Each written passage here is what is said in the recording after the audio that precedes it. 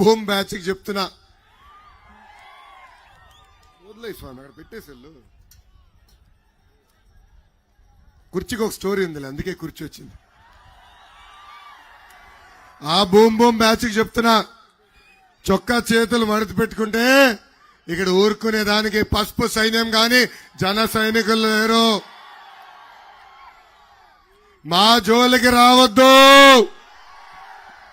మేం ఎవరిని వదిలిపెట్టాం.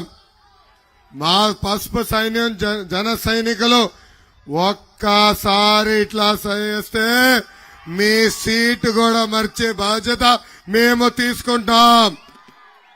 జగన్ మీ బ్యాచ్ కి boom president medal Andhra gold కావాలి, కానీ మాకు ఆ పసుపు జెండా చూస్తేనే నూతన ఉత్సాహం.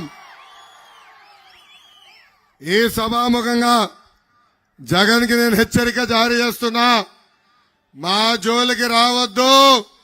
పొరపాటున వస్తే నీ సీటు మర్చబెట్టి నీకు సీటు లేకుండా చేసే బాధ్యత మేము తీసుకుంటాం.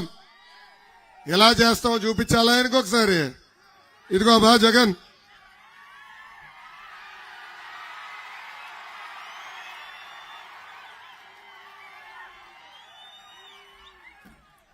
ఏమ్మా రెడీనా? రెడీనా?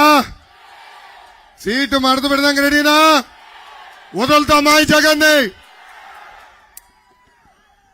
జగన్ చూస్తే ప్యాలెస్ లో ఒక పిల్లి గుర్తొస్తుంది.